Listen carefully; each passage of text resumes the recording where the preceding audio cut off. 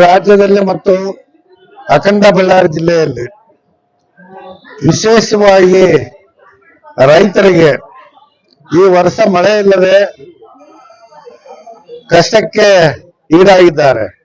ಆದ ಕಾರಣ ನಾವು ಇವತ್ತು ಬಳ್ಳಾರಿ ಜಿಲ್ಲಾ ಜೆಡಿಎಸ್ ಪಕ್ಷದ ವತಿಯಿಂದ ಸಣ್ಣ ದುರ್ಗಮ್ಮ ದೇವಸ್ಥಾನದಲ್ಲಿ ರೈತರ ಹಿತದೃಷ್ಟಿಗಾಗಿ ಮತ್ತು ಈ ದೇಶದ ಬೆನ್ನೆಲುಬಾಗಿರ್ತಂತ ರೈತರಿಗಾಗಿ ಇವತ್ತು ನಾವು ಸಣ್ಣ ದುರ್ಗಮ್ಮ ಗುಡಿ ದೇವಸ್ಥಾನದಲ್ಲಿ ವರ್ಣಯೋಗ ಹೋಮ ಕಾರ್ಯಕ್ರಮ ಮತ್ತು ರುದ್ರಾಭಿಷೇಕ ಮತ್ತು ಭಜನಾ ಕಾರ್ಯಕ್ರಮ 24 ತಾಸು ಭಜನಾ ಕಾರ್ಯಕ್ರಮ ಅನೇಕ ಕಾರ್ಯಕ್ರಮಗಳನ್ನು ಇವತ್ತು ಹಮ್ಮಿಕೊಂಡಿದ್ದೇವೆ.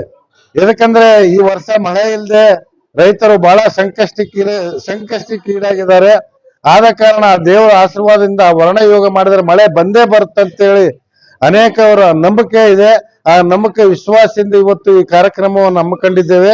ಅದೇ ರೀತಿ ಈ ರಾಜ್ಯದ ಮುಖ್ಯಮಂತ್ರಿ ಮತ್ತು ಈ ಸರ್ಕಾರಕ್ಕೆ ಒಂದು ಕಿವಿ ಮಾತು ಹೇಳಕ್ಕೆ ಇಷ್ಟಪಡ್ತಾ ಇದ್ದೀನಿ. ಅಖಂಡ ಬಳ್ಳಾರಿ ಜಿಲ್ಲೆಯನ್ನು ಬರಪೀಡಿತ ಜಿಲ್ಲೆ ಅಂತೇಳಿ ಘೋಷಣೆ ಮಾಡಿ ಈ ಜಿಲ್ಲೆಗಳಿಗೆ ಪ್ರತಿ ಎಕರೆಗೆ 50ರಿಂದ 50 ರೂಪಾಯಿ ಪರಿಹಾರ ಕೊಡಬೇಕಂತೇಳಿ ಇವತ್ತು ಸರ್ಕಾರಕ್ಕೆ ಒತ್ತಾಯ ಮಾಡ್ತಾ ಇದ್ದೀವಿ. ಇವತ್ತು ಬಳ್ಳಾರಿ ಜಿಲ್ಲೆಯ ಸಣ್ಣ ದುರ್ಗಮ್ಮ ದೇವಸ್ಥಾನದಲ್ಲಿ ವರ್ಣ ಯೋಗ ಹೋಮವನ್ನು ಹಾಗೂ ರುದ್ರಾಭಿಷೇಕ ಹಾಗೂ ಭಜನಾ ಕಾರ್ಯಕ್ರಮಗಳನ್ನು ಏರ್ಪಡಿಸಲಾಗಿತ್ತು. ಯಾಕಂದ್ರೆ ಕರ್ನಾಟಕದಾದ್ಯಂತ ಈ ವರ್ಷ ಮಳೆ ಬಾರದೆ ಬರಗಾಲ ಆವರಿಸಿದೆ.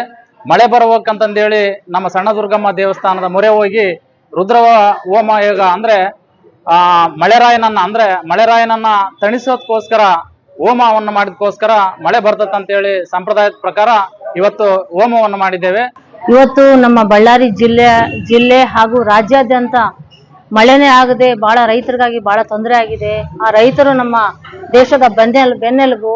ಅವರು ಬೆಳೆ ಮಾಡಿದ್ರೇನೆ ನಾವೆಲ್ಲ ಬದುಕ್ತೀವಿ. ನಮ್ಮೆಲ್ಲ ಸಾರ್ವಜನಿಕರಿಗಾಗ್ಲೂ ತೊಂದರೆ ಇದೆ ಅದರಿಂದ. ಹಾಗಾಗಿ ನಾವು ನಮ್ಮ ಸಣ್ಣ ದುರ್ಗಮ್ಮ ಗುಡಿಯಲ್ಲಿ ಇವತ್ತು ವರ್ಣಯಾಗ ಒಂದು ಹೋಮವನ್ನು ಇಟ್ಕೊಂಡಿದೀವಿ. ಯಾಕಂದ್ರೆ ಪುರಾತನ ಕಾಲದಲ್ಲಿ ಒಂದು ನಂಬಿಕೆ ಇತ್ತು, ಆ ವರ್ಣಯಾಗ ಹೋಮ ಮಾಡಿದ್ರೆ ಮಳೆ ಬರುತ್ತೆ ಅಂತ. ವರ್ಣನನ್ನು ನಮ್ಮ ಸಂತೋಷಪಟ್ಟು ವರ್ಣ ಬರ್ತಾನೆ ಅಂತ ಒಂದು ನಂಬಿಕೆ ಮೇಲೆ ಎಲ್ಲರೂ ಆಗಿನ ಕಾಲದಲ್ಲಿ ಪೂಜೆ ಮಾಡ್ತಿದ್ರು. ಆ ವರ್ಣಯಾಗ ಮಾಡಿ ಬಹಳ ಅದ್ಭುತವಾಗಿ ದೊಡ್ಡದಾಗಿ ಮಾಡಿ ಒಂದು ಕಾರ್ಯಕ್ರಮವನ್ನು ಮಾಡಿ ಅವರು ವರ್ಣನ್ ತರಿಸ್ತಿದ್ರು. ಅದರಿಂದ ಜನಗಳಿಗೆ ರೈತರಿಗೆ ಬಹಳ ಒಳ್ಳೇದಾಗ್ತಿತ್ತು. ಹಾಗಾಗಿ ಆ ಒಂದು ನಂಬಿಕೆ ಇನ್ನೂ ನಮ್ಮಲ್ಲಿದೆ.